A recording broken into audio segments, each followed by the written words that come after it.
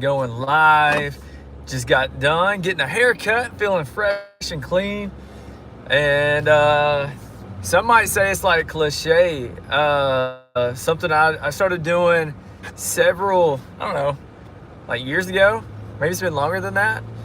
But have them like trim your eyebrows. I don't know, like guys out there, like your eyebrows are real bushy and stuff. But like, it was weird at first. Like, yeah, go ahead and trim my eyebrows. Like, just don't shave them off, you know? Let's see what happens. And it's, you know, make sure eyebrows look really good.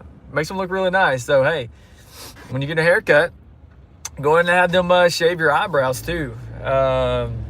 It's worth it, for sure, for sure.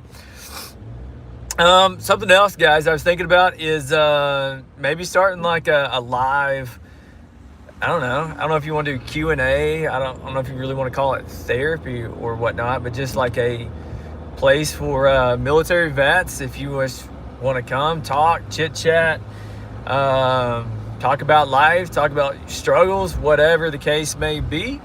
I was thinking this could be a good place to do that. I don't know, maybe, I don't know, just felt kind of led to say that for some reason. Maybe it's stuff that I'm struggling with or dealing with.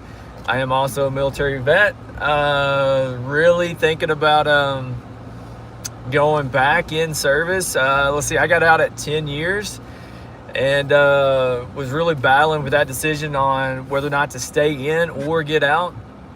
Had a lot of good people in my life telling me the pros and cons, staying in, getting out, all that good stuff, and which I was with the Army National Guard and the Army Reserves. I kind of like floated back and forth between the two groups, just trying to figure out which one I like better. In a lot of ways, the National Guard and the Reserves are really similar in how they operate and how they do things, just except that, you know, one is a state-run, where they get all their state funding and whatnot, and the other one's federal.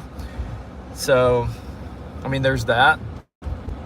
But outside of that, as far as training and stuff, like when it comes to the military, it was pretty much the same. A lot of times when we showed up for like drill for the National Guard, it's just like you sit around, play on your phones. You might do a little bit of sandbox training or PMCS and vehicles, but outside of that, you weren't really doing much of anything. Or maybe you're in a classroom doing a class. And the Army Reserves was a lot of the same stuff. The main difference is for us in Arkansas and the National Guard, when we did our 2 weeks training out of the year, we always go to Fort Chaffee every single time. Now with the Army Reserves, I was able to go to different military posts throughout the United States. So I thought that was pretty cool.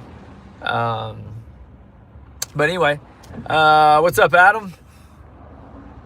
And also too, I was thinking like we can talk military stuff, or we could talk about how to get rich off YouTube, how to like make a little bit extra money off YouTube. Anybody interested in making some money on YouTube?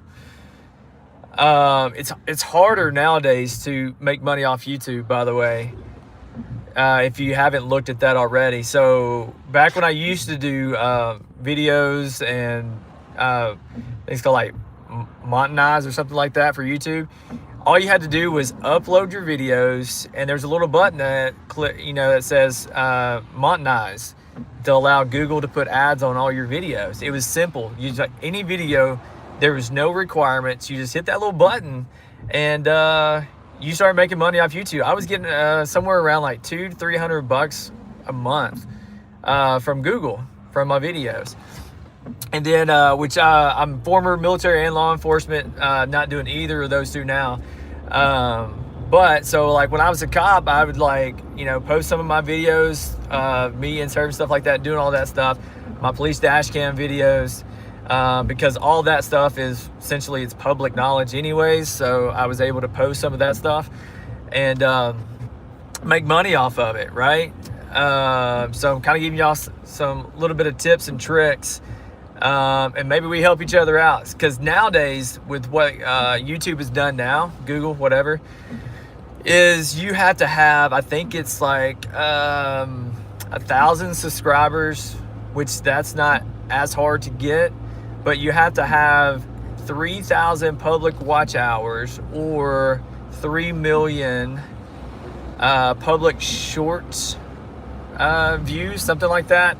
And be honest, guys, that's sometimes really hard to get unless you're sitting there posting every day and all that mess. But something that we could do is, if you're watching this right now, is we like and subscribe to one another. And you just, like, when you see somebody online, like going live, because live counts towards your public watch hours. I figured that out. So if we all are watching everybody's live whenever they're going live or watching their videos, then that's an easy way to get your